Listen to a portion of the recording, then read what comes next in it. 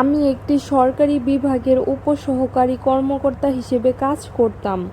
আমার দায়িত্ব ছিল বিভিন্ন প্রত্যন্ত এলাকায় গিয়ে জমি ও সরকারি সম্পত্তি তথ্য যাচাই করা। একদিন অফিস থেকে আমাকে পাহাড় ঘেরা এক প্রত্যন্ত উপজেলায় পাঠানো হলো। সেখানে গিয়ে একটি পুরনো সরকারি ভবনের নথিপত্র যাচাই করতে হবে। সকালে রওনা দিয়েছিলাম, কিন্তু সারাদিন কাজ করতে করতে সন্ধ্যা হয়ে গেল। ফেরার শেষ বাসটাও চলে গেল। উপজেলা অফিসের এক কর্মচারী বললেন, স্যার আজ রাতে পুরনো ডাকবাংলোতে থাকেন। আমি জিজ্ঞাসা করে বললাম, হোটেল নেই? লোকটি অদ্ভুতভাবে আমার দিকে তাকিয়ে বলল, আছে, কিন্তু এই সময় পৌঁছাতে পারবেন না। তারপর আর কিছু বলল না। আমি ডাকবাংলোতে থাকার সিদ্ধান্ত নিলাম।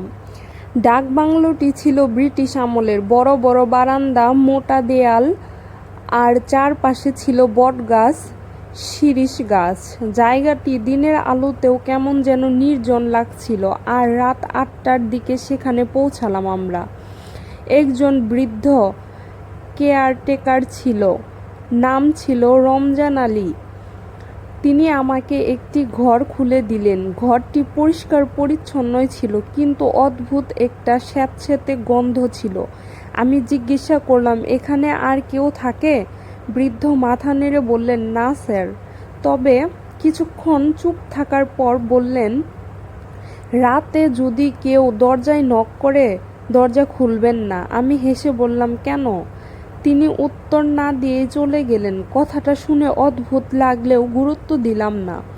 রাতের খাবার খেয়ে ঘুমানোর চেষ্টা করলাম। বাইরে তখনও ঝিরিঝিরি বৃষ্টি হচ্ছে, দূরে ঝিঝি পোকার শব্দ।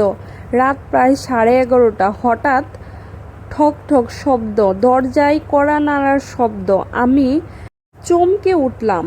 ভাবলাম কেয়ারটেকার হবে, কিন্তু সঙ্গে সঙ্গে তার কথাটা মনে পড়ল, দরজা খুলবেন না।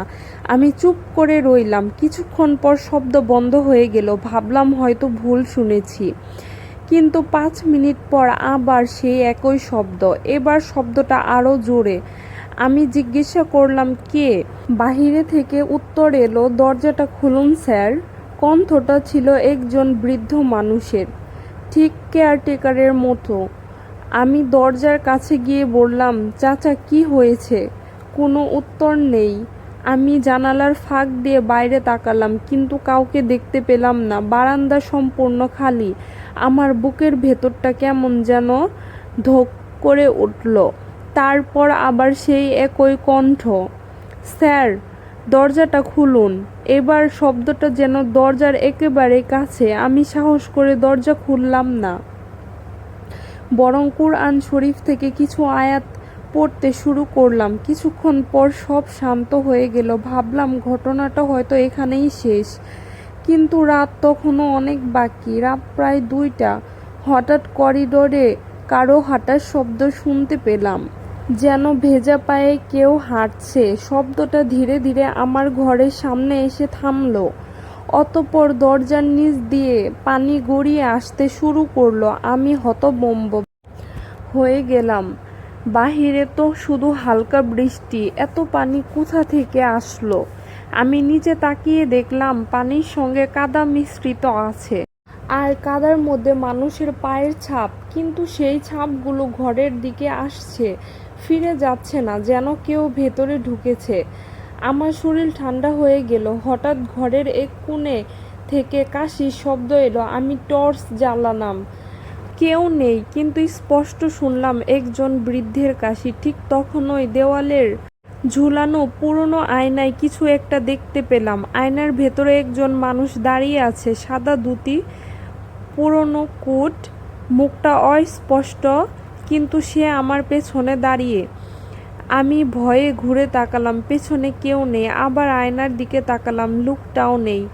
রাতের বাকি সময় আর চোখ বন্ধ করতে পারিনি। ভোরের আজানের পর দরজা খুলে বাহিরে বের হলাম। দেখলাম কেয়ারটেকার বাহিরে বারান্দায় বসে আছে। আমি পুরো ঘটনাটি তাকে বললাম। তিনি দীর্ঘশ্বাস ফেলে আমাকে বললেন, আপনি একা নন স্যার, অনেকেই এই জিনিস দেখেছে। আমি জিজ্ঞাসা করলাম কি হয়েছে এখানে। বৃদ্ধ ধীরে ধীরে বললেন, ব্রিটিশ আমলের এই ডাকবাংলোতে একজন জেলা কর্মকর্তা থাকতেন। এক বর্ষার রাতে নদী ভেঙে যায়। তিনি জরুরি খবর নিয়ে সদর শহরে যেতে বের হন, কিন্তু আর ফেরেননি। কয়েকদিন পর তার লাশ নদীতে পাওয়া যায়। তারপর থেকেই নাকি প্রতি বর্ষায় তিনি ফিরে আসেন, রাতে দরজায় কড়া নাড়েন, আশ্রয় নেন, কিন্তু ভোর হওয়ার আগেই অদৃশ্য হয়ে যান। আমি বিষয়টি বিশ্বাস করতে পারছিলাম না। ঠিক তখনই কেয়ারটেকার আমাকে ডাকবাংলোর পেছনে নিয়ে গেলেন। সেখানে একটি পুরনো কবর। কবরের ফলকে লেখা ছিল, মোহাম্মদ আব্দুল করিম, জেলা কর্মকর্তা, মৃত্যু 1932। আর সবচেয়ে ভয়ঙ্কর বিষয়, কবরের পাশে কাদায় তাজা পায়ের ছাপ ছিল, যেন কেউ কিছুক্ষণ আগেই সেখানে দাঁড়িয়েছিল। সেদিন দুপুরেই আমি সেই এলাকা ছেড়ে চলে আসি, কিন্তু আজও যখন বর্ষার রাতে দরজায় হঠাৎ কড়া নাড়ার শব্দ শুনি, আমার সেই ডাকবাংলোর রাতের কথা মনে পড়ে যায়। আর মনে হয় কোথাও হয়তো সেই বৃদ্ধ কর্মকর্তা এখনো পথ হারিয়ে ঘুরে বেড়াচ্ছেন, আর কোনো এক বর্ষার রাতে আবার কারো দরজায় কড়া নাড়বেন। তো এইটাই ছিল আজকের গল্প।